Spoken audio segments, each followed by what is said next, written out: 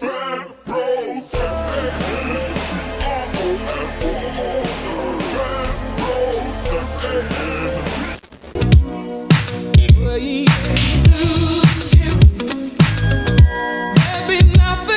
DJ Benhameen here with Fanbro Show at New York Comic Con, and we have John from the game, well, the director of the game, the virtual reality movie game experience. Yeah.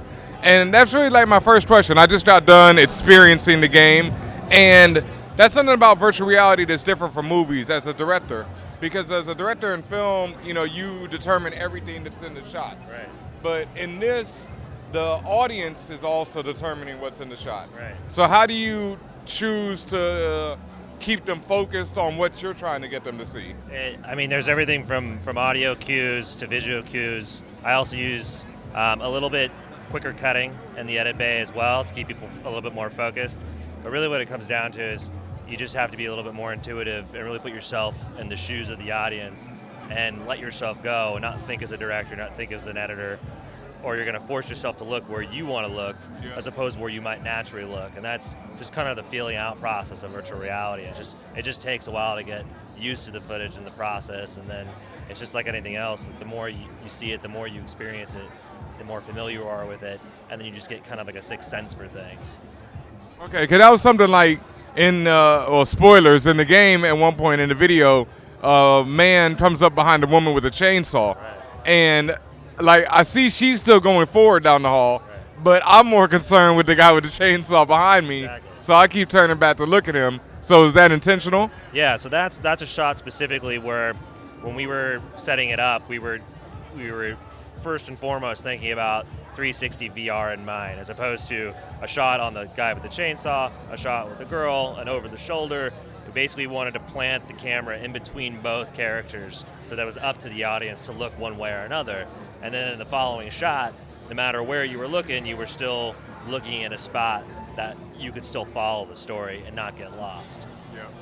And then there's something else going on, like in the game there's the, I guess, protagonist character who's been kidnapped and thrown into this situation, and then there's another woman who's monitoring her actions and everything. Right. But there's also like this guy standing off to the side not saying anything, and through the whole video I kept looking back at the guy trying to figure out what the hell he's about. Right. So like what, like that once again goes like, how do you choose to keep people focused on what, or is it more about just exploring? Yeah, it's really about exploring, and it's you pick your favorite film or your book or whatever, you read it again and watch it again and again and again, and every time you get a new experience, you see new things, you learn more.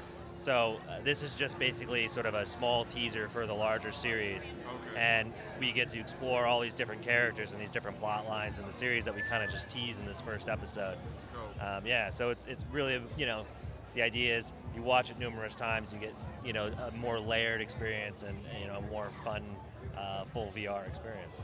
So that has another question there. So if someone plays this episode multiple times, and let's say, well, in the actual game, will you be controlling the protagonist, or will you still be watching her going about the whole thing? We'll still be watching everything from like a third-person point of view, and you're still basically an observer, right? But you still have a little bit more power as opposed to you would in a regular film, where, like you're saying, like you can choose to look at that guy, you can choose to look at the girl, and you can choose to follow the guy with the chainsaw and all these other people. And each time you can go back and maybe shift your focus to a different character, a different kind of plot line, different experience. Yeah, so basically every time you go through it, when you're watching a different viewpoint, you're going to get like a different movie experience, whatever you want to call it. Yeah, exactly. You're almost kind of, in a way, you're sort of putting yourself in a different character's shoes each time, depending on where you're looking. Nice. Yeah. So, and this will be released as an episodic series? Yeah, so this is the teaser that we made specifically for Comic-Con VR. We're going to release the full pilot for Halloween. And then hopefully in the coming year, we'll be releasing a series that explores different characters from different parts of the world that kind of like operate this big league of kind of Saw and Hunger Games kind of underground gladiatorial combat. So it's built in mind to have a real far-reaching approach that people from all over the world will be able to kind of have their own little story to connect to and to explore and experience.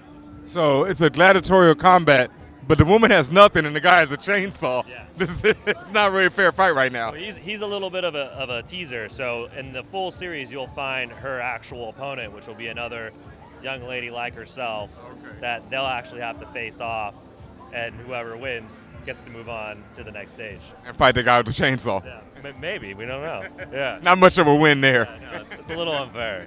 Yeah. Just a little bit. Yeah. All right, well, John, please let the internets know where they can find you at, where they can find the game at, and all that good stuff. Yeah, absolutely.